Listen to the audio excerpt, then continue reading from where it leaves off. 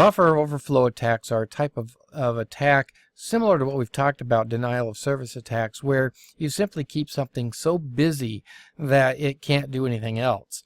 In the denial of service attacks we looked at earlier, we talked about pinging, a ping flood, where you send so much information to a server that it just keeps it too busy to do anything else. You can also do buffer overflow attacks to routers and switches. These are not always denial of service, by the way.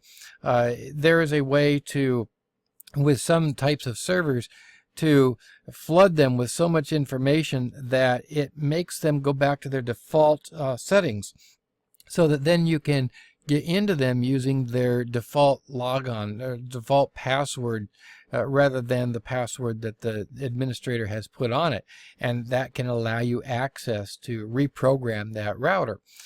So buffer overflow can be more than just denial of service type attacks.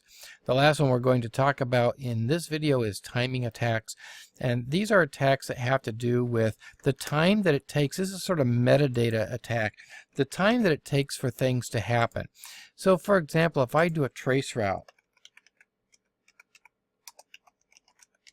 to google.com, this traces the path that my packets take in order to get from me, and here's my page, through each of these routers until it finally gets to the Google router.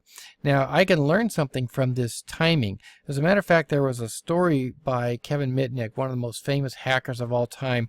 When he was running from the feds, he was able to break into the telephone system and see the timing of phone calls by agents and informants, and by looking at that timing of those phone calls, he knew where they were, and because he knew where they were, then he was able to stay on the run and stay ahead of them.